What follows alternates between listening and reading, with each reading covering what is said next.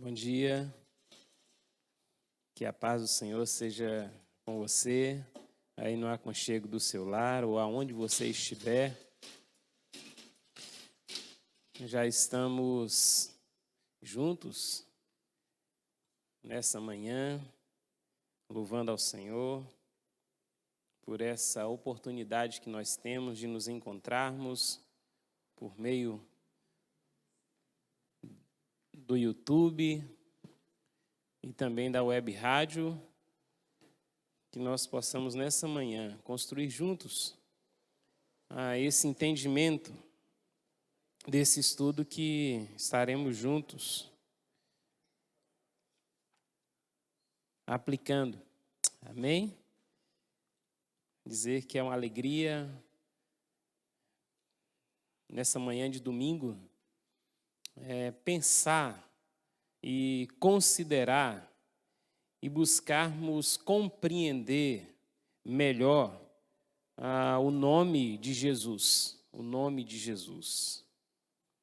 E eu quero que você já pegue aí, se você tiver a sua revista, se não, quero te incentivar, ainda que já estamos, só mais um mês com esse material, mas ainda tem revistas aqui no templo, e você pode procurar a irmã Cícera durante a semana e adquirir a sua revista para que você possa acompanhar esse final, mas também ter em mãos tudo o que foi ministrado durante esses 3 meses. E hoje nós estaremos aí na lição 10, considerações esclarecedoras sobre o nome de Jesus. E o nosso texto, se você não tiver a revista, abra em João, capítulo 2, versículo 23.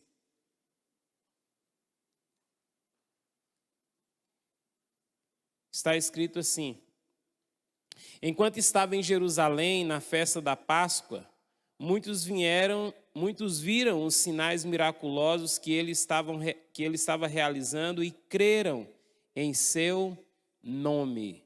Creram em seu nome porque viram os sinais miraculosos que Jesus estava realizando. O autor, que é o pastor Jackson Jean, ele diz que o nosso objetivo com essa lição é conhecer o uso do nome de Jesus, poder e responsabilidade. Então, conhecer por que nós usamos sempre após uma oração em nome de Jesus, vamos conhecer melhor e o poder que tem legal nesse nome que ele nos confere e as responsabilidades que nós temos, porque não é somente como forma mágica usarmos o nome de Jesus. Perceber o nome do Senhor tem que ser anunciado, glorificado e exaltado. E aí ele faz uma pergunta aí no praticar: de que maneira temos usado o nome santo do Senhor? E aí nós vamos pensar um pouco sobre isso, essa é a nossa proposta. Mas eu quero que você ainda abra a sua Bíblia em 2 textos, porque ele vai fazer parte dos tópicos dessa lição. E o outro texto que eu quero que você abra comigo é Marcos, está aí de posse da sua Bíblia, Marcos, capítulo 16, 17 e 18. Está escrito assim: estes sinais acompanharão os que creem. Em meu nome expulsarão demônios, falarão novas línguas, pegarão em serpentes, e se beberem algum veneno mortal, não lhes fará mal nenhum. Imporão as mãos sobre os doentes, e estes ficarão curados. Aqui já é o final do Evangelho de Marcos, e é quando Jesus, ele então confere essa autoridade, esse poder e essa missão à igreja dele. Depois eu quero que você abra, ou agora eu quero que você abra Atos 19, os versículos 13 e 15. Atos 19, 13 e 15. Alguns judeus que estavam expulsando espíritos malignos tentaram invocar o nome do Senhor Jesus sobre os endemoniados, dizendo: em nome de Jesus, a quem Paulo prega, eu lhes ordeno que saiam. Os que estavam fazendo isso eram os 7 filhos de Seva, um dos chefes do sacerdote dos judeus. Um dia o espírito maligno lhe respondeu: Jesus eu conheço, Paulo eu sei quem é. Mas vocês, quem são? Olha, os espíritos aqui, né, fazendo uma pergunta e buscando uma resposta daqueles que estavam tentando expelir, expulsar eles, né, de uma pessoa que estava possuída por esses demônios. Então nós vamos pensar um pouco isso sobre essa autoridade que o Senhor ele confere e a quem é dada essa autoridade, né? Como é que nós podemos de fato usar esse nome de Jesus. E aí na introdução, o pastor ele vai fazer uma série de perguntas, tipo assim: quem é Jesus o Cristo? Vai pensando aí. Quem é esse que constituiu a igreja e deu nome a ela? Qual o significado desse nome? O que ele representa? Qual a sua natureza e qual o seu poder? Qual o entendimento que nós, Igreja Evangélica, temos acerca desse nome? Como temos nos relacionado com ele, como temos dado efeito a ele em nossas vidas e através de nossas vidas? São questões que precisamos refletir ou considerar nessa manhã, avaliar, quem sabe, corrigir algumas coisas se nós estivermos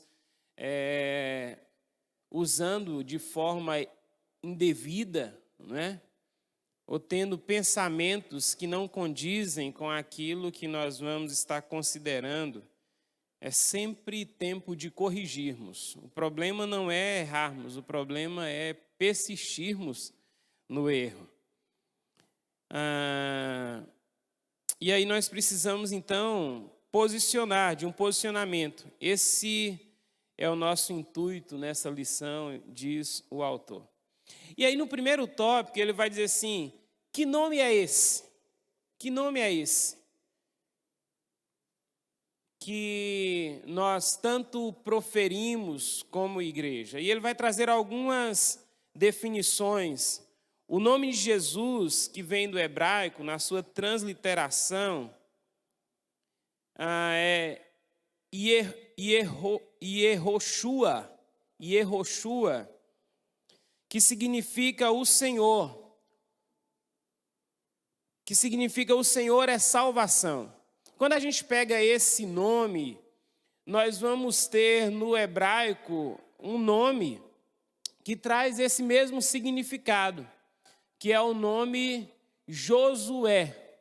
Então, quando nós temos lá no Antigo Testamento aquele personagem, né, que é quem vai introduzir o povo na Terra Prometida após eles saírem do Egito, o Josué, o nome dele traz esse significado. Ele é o Jesus, né?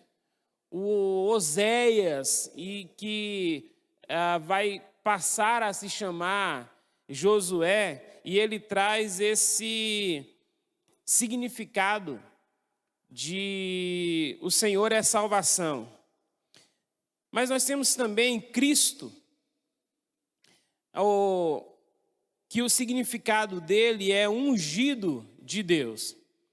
Então, quando a gente pega essa definição dessas duas palavras, nós temos nas Escrituras Jesus, Salvador, Cristo, ungido de Deus, né? Ou Jesus Cristo, o Salvador, ungido de Deus. E aí nós precisamos pensar agora naquilo que nós chamamos de centralidade, né, de Jesus em todas as Escrituras. Eu sempre gosto de trazer à nossa memória que a Bíblia, o tema central dela é Jesus.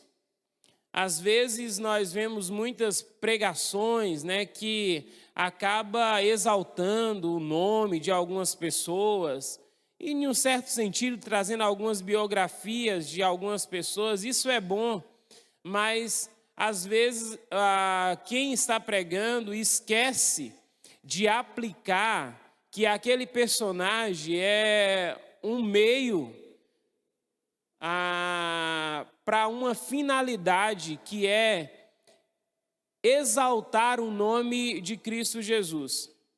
Então, quando nós pegamos lá, só para ilustrar, né, o Davi frente ao Golias, a ênfase do autor ali não é no personagem Davi, mas a ênfase do autor ali é mostrar quem é Deus, quem é Jesus, quem é esse que batalha e que é e será sempre vencedor. Ele está em todas as páginas das Escrituras. E o autor vai dizer, todo o enredo bíblico, tanto no Antigo Testamento como no Novo Testamento, está fundamentado nele, em Jesus. Ele é a promessa salvífica do Antigo Testamento e tem o seu cumprimento no Novo Testamento.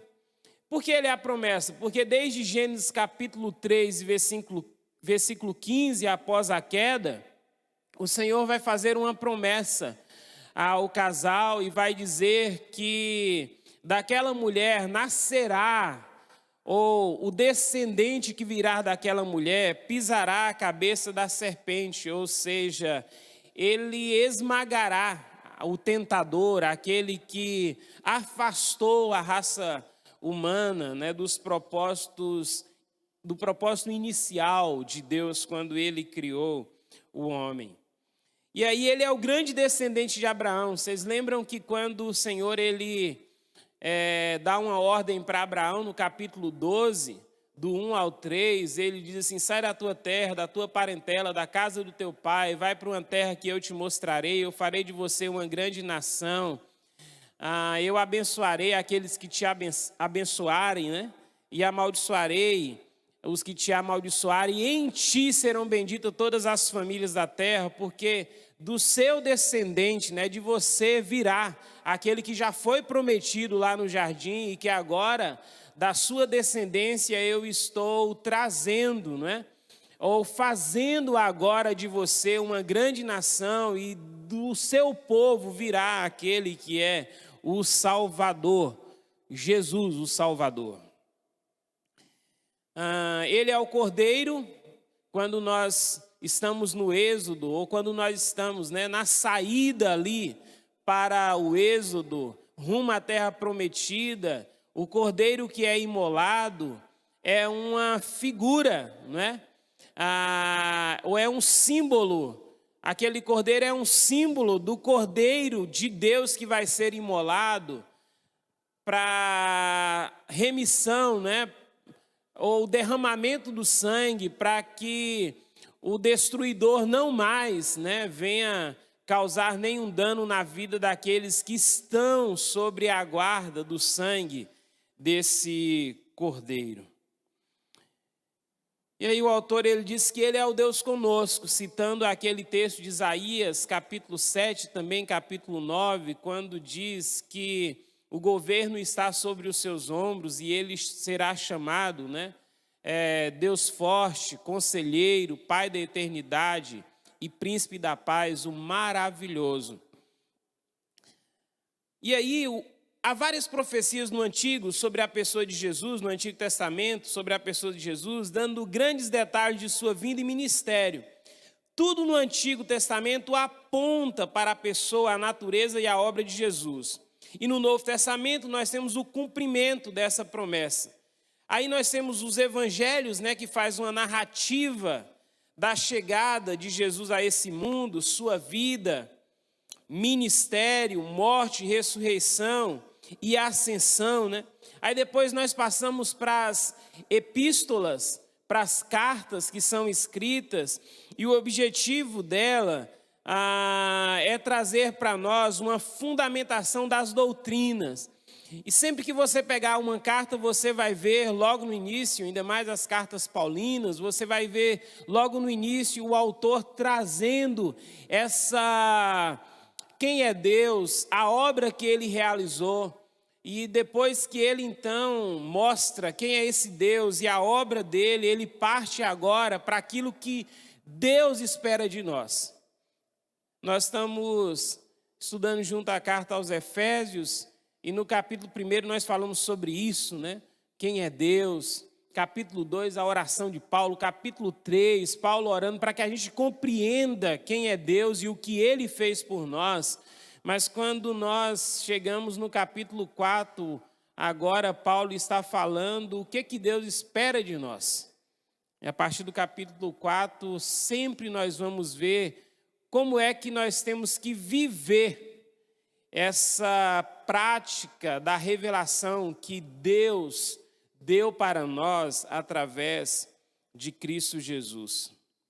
E quando nós chegamos no Apocalipse, então nós vemos, a culminância, nós vemos o descortinar, o tirar a cortina daquilo que irá acontecer, no caso João falando lá na ilha de Patmos, e que já tinha começado a acontecer e que está se desenrolando durante a história até chegar à consumação, porque Jesus Cristo, ele é o alfa e o ômega, ele é o princípio e o fim. Ele é tudo em todos. Todas as escrituras falam a respeito dele. É por isso, que Paulo, quando ele escreve a carta aos Filipenses, no capítulo 2, ele mostra Jesus, como aquele que foi exaltado por Deus. Quando ele diz lá, que ele se humilhou, tomando a forma de servo, porque não teve por usurpação o ser igual a Deus, mas se esvaziou, tomou a forma de servo, foi obediente até a morte de cruz, e por isso o Senhor o exaltou e deu um nome que está sobre todo nome, para que diante desse nome, ou diante dessa pessoa, porque nome tem a ver com pessoa, quando nós pensamos na Bíblia, o nome traz sempre um significado e características da personalidade dessa pessoa. Não é apenas um nome que se dá, mas tem algo muito interessante atrelado a esse nome. Quando dá o nome lá de Jacó, lembra? É aquele que segura o calcanhar, é aquele que quer puxar para trás o seu irmão e que quer assumir o primeiro lugar. O nome sempre traz características dessa pessoa. E o Senhor deu um nome que está sobre todo nome, para que ao nome de Jesus se dobre todo o joelho e toda a língua confesse que Ele é o Senhor, para a glória de Deus Pai. E o autor depois traz um outro texto aqui, que é João 14, quando Jesus afirma: eu sou o caminho, a verdade e a vida, ninguém vem ao Pai a não ser por mim. Então Jesus, esse Yeshua, esse Salvador, esse ungido de Deus, ele recebeu um nome que está sobre todo o nome. Tudo bem até aí?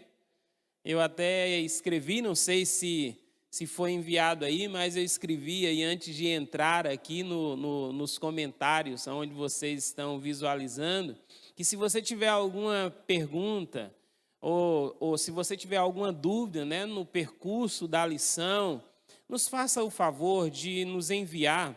Pode ser agora ou pode ser depois, através do WhatsApp, no grupo da igreja, ou particularmente, a sua dúvida, para que nós possamos construir juntos esse conhecimento.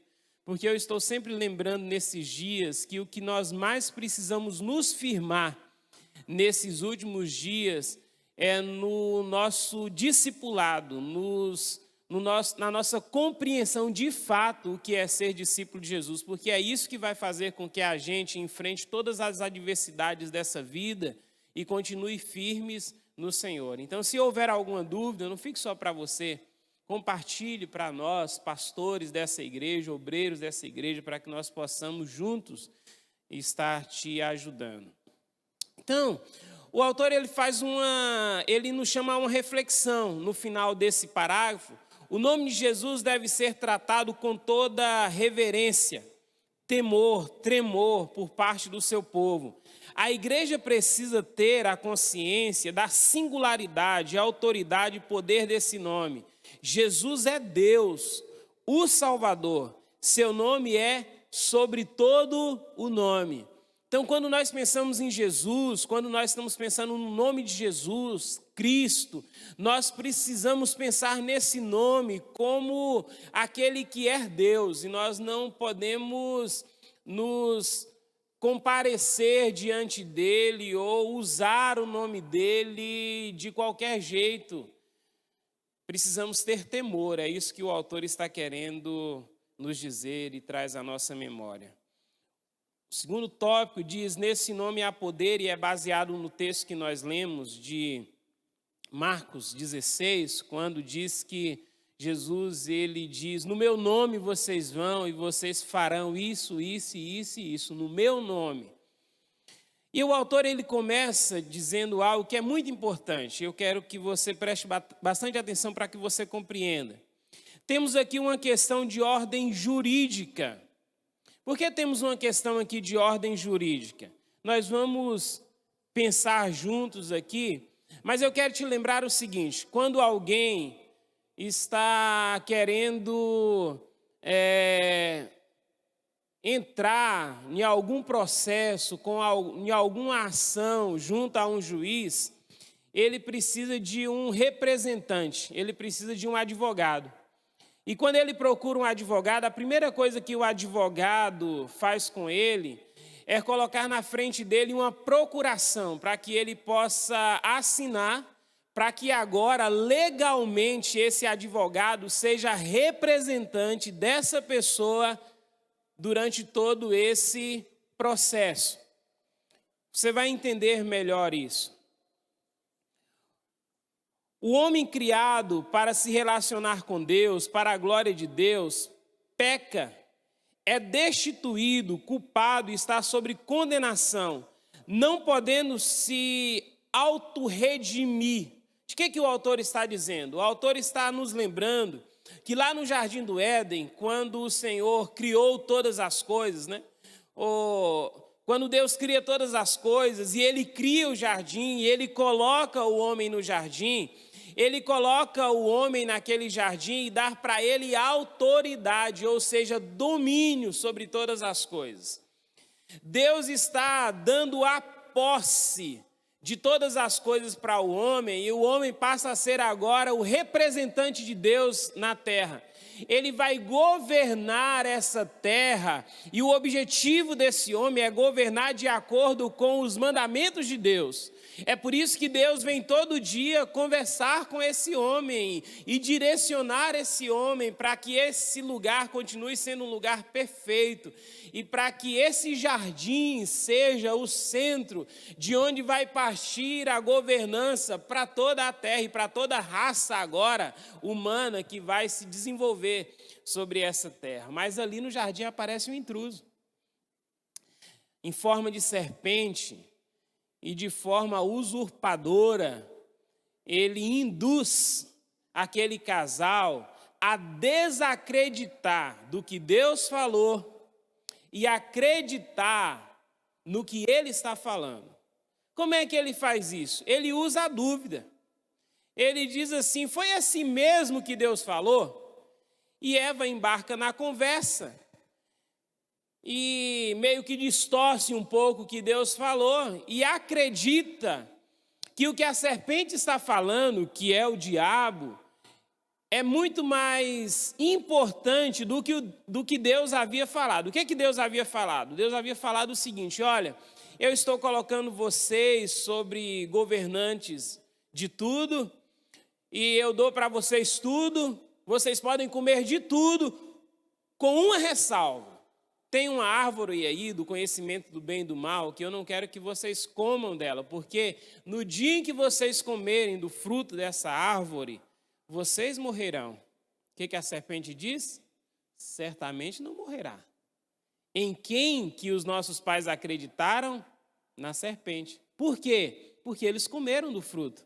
E quando eles comeram, automaticamente eles enxergaram que estavam nus e tiveram vergonha. E o que que eles quiseram fazer?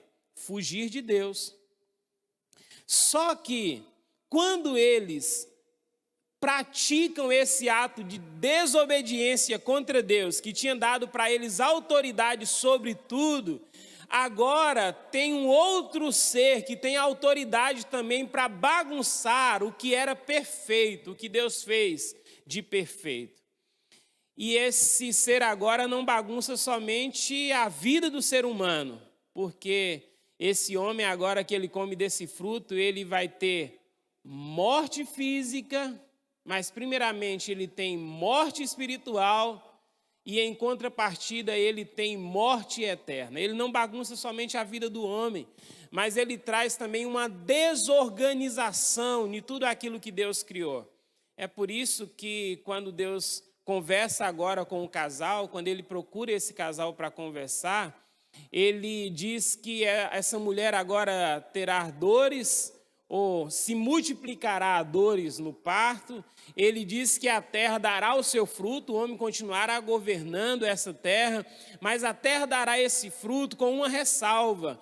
A terra dará esse fruto, esse homem vai ter agora que derramar suor, e agora nessa terra onde tudo era perfeito, nascerá espinhos e abrolhos, como consequências, né, dessa desobediência do homem. Ou seja, ele perde esse domínio,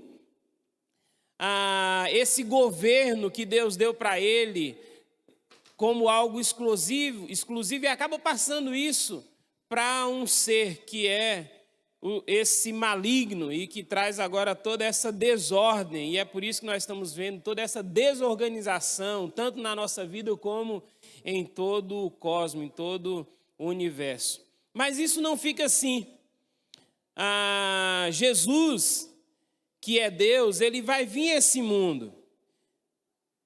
Deus, através de Jesus, envia seu Filho unigênito, plenamente santo, sem pecado, para se tornar homem, nascido de mulher, e assim como homem, dar a sua vida em sacrifício aceitável, como libação. O que é libação?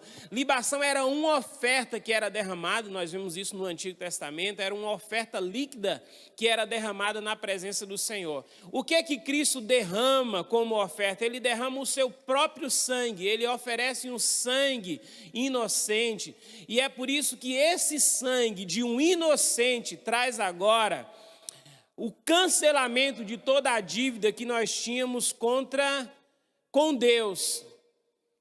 Toda a culpa, ela é apagada. Todos aqueles agora que aproximam de Jesus e reconhecem em Jesus esse que é o único que pode trazer salvação e libertação para nós, seres humanos, e entrega a sua vida a Ele, passa agora por um processo de regeneração e agora passa a ter uma outra vida. Com essa vida que nós temos agora, o Senhor nos dá o nome dEle, a autoridade dEle. Então, o que nós aprendemos? Que usar o nome de Jesus não é apenas uma fórmula mágica após as nossas orações.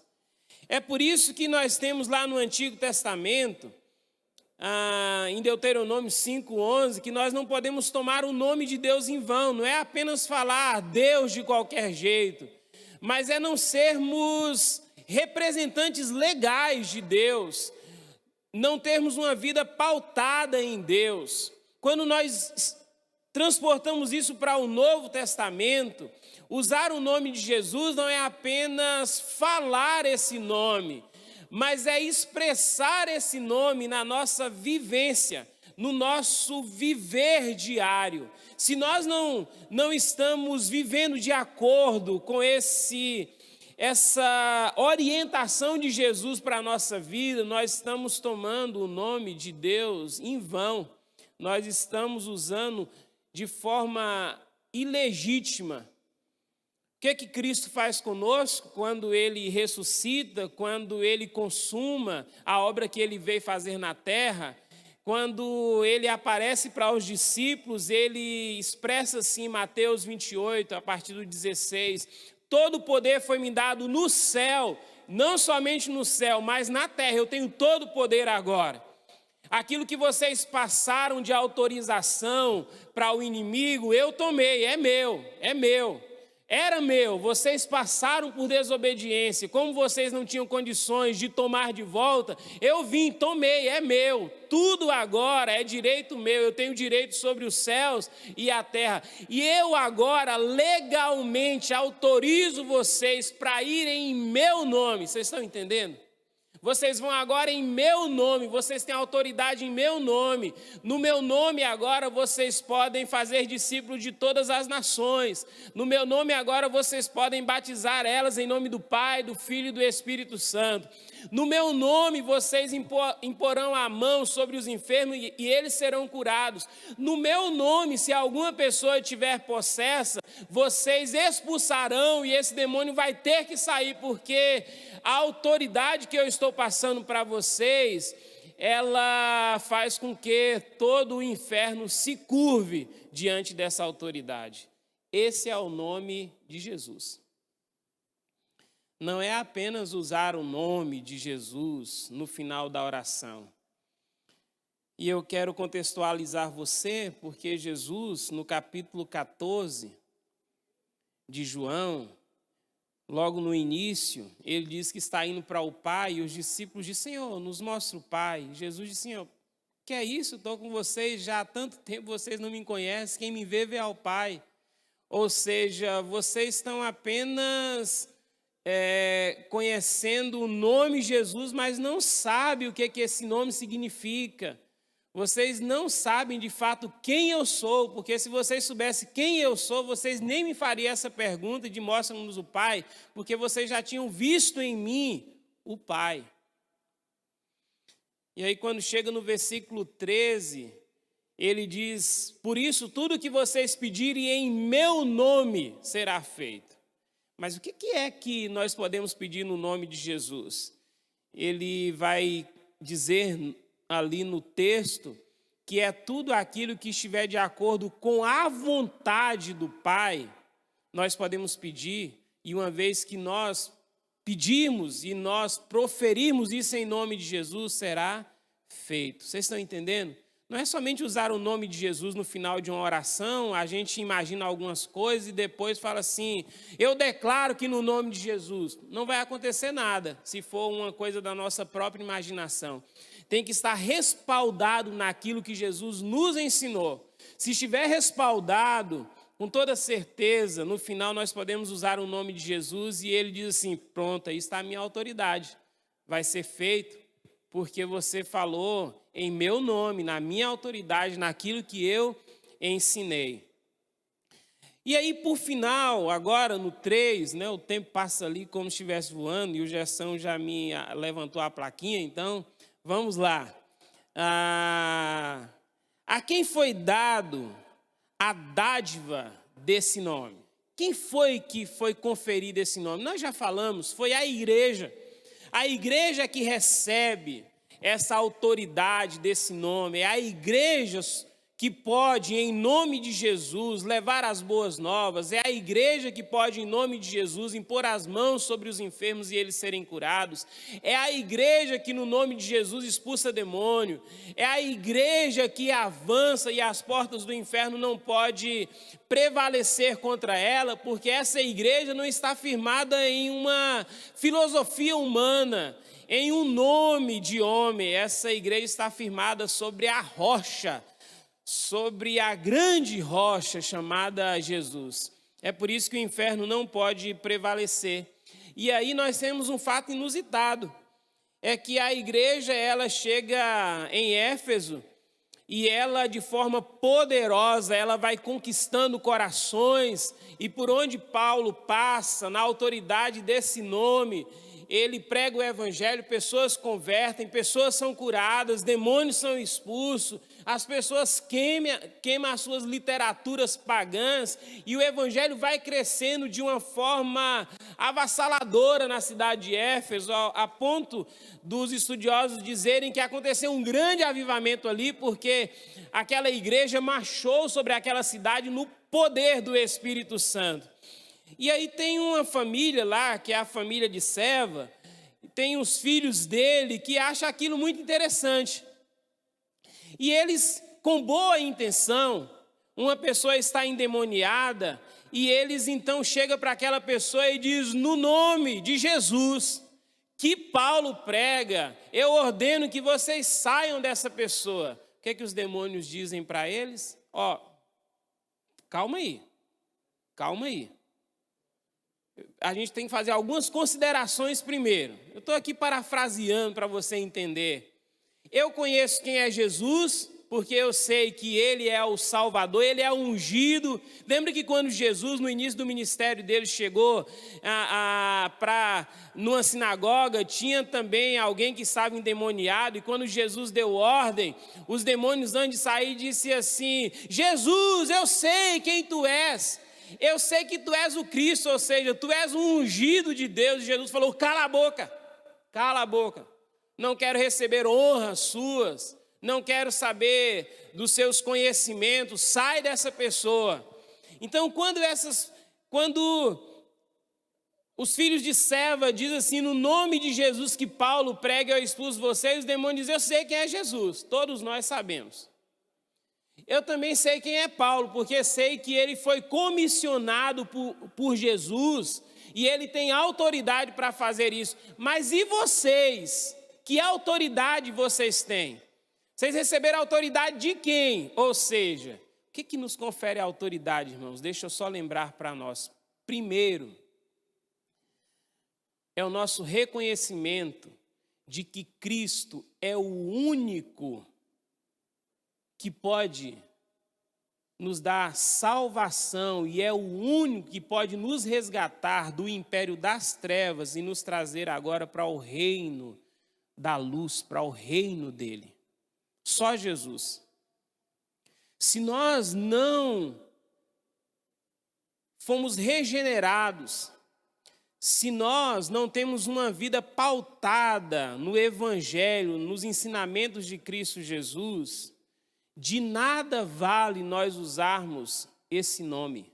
Se a nossa vida não estiver respaldada nesses ensinamentos, de nada vale usarmos esse nome. Por isso o autor, ele diz que às vezes tem pessoas, e nós ouvimos muito isso, e nós precisamos tomar cuidado.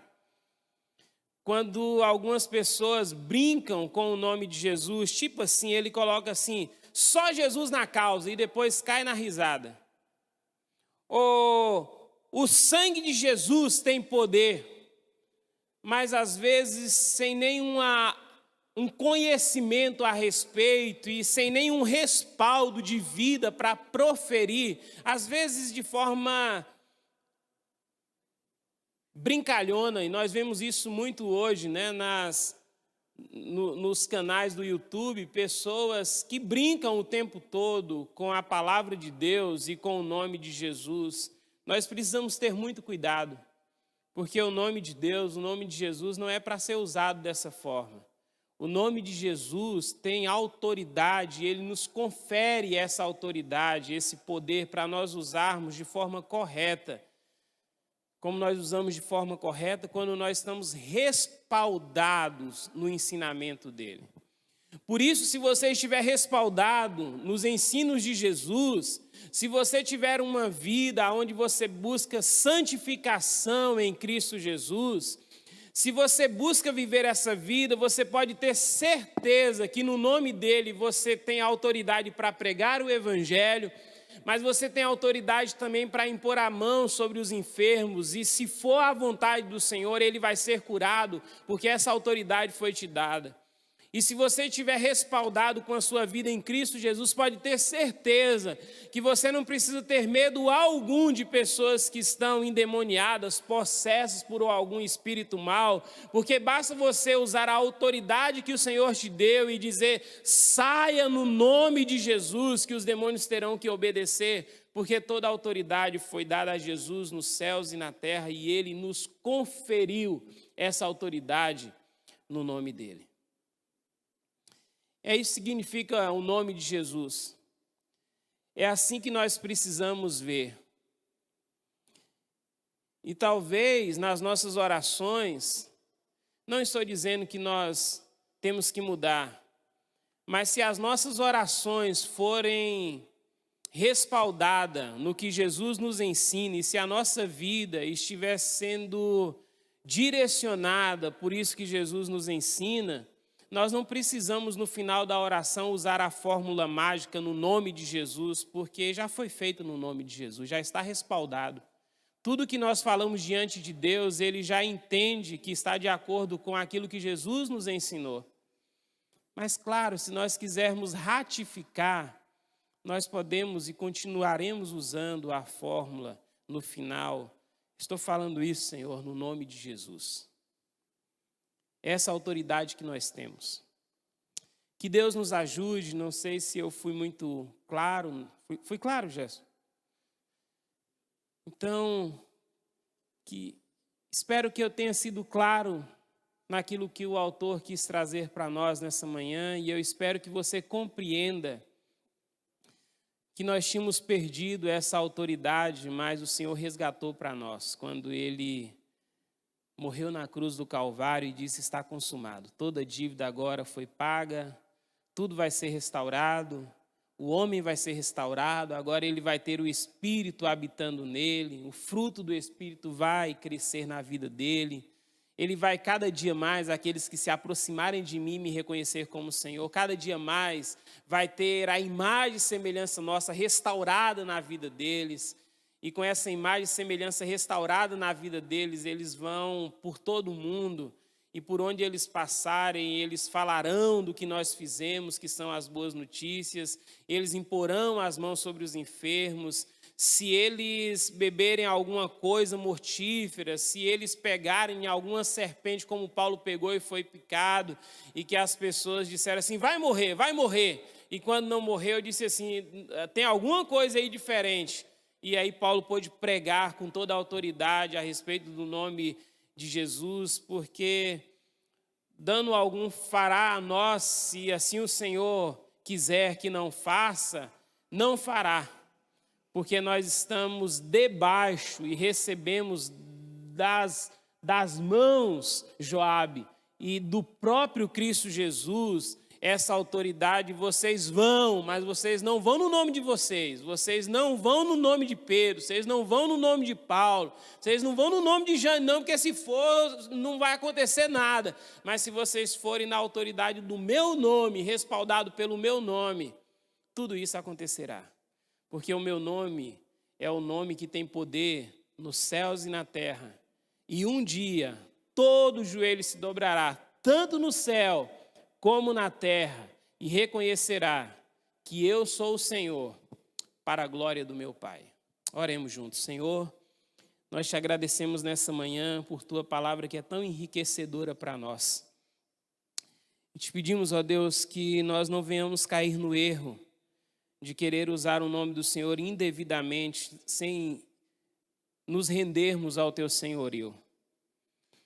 Nos ajuda, Senhor, como igreja, a compreendermos isso, porque se assim compreendermos, nós marcharemos vitoriosamente sobre toda a face da terra, porque os portais do inferno não poderão resistir à marcha da igreja do Senhor, que tem autoridade no teu nome. Abençoa essa família, Filadélfia, mas abençoa toda a igreja do Senhor espalhada em toda a terra. Nós oramos nessa manhã e te agradecemos nesse nome, no nome de Jesus. Amém. Quero lembrar para vocês que às 19 horas nós temos o início, do culto, e você então prepara e reverentemente, na presença do nome de Jesus, vamos cultuar juntos. Bom almoço para você, boa tarde, na paz do Senhor. Amém.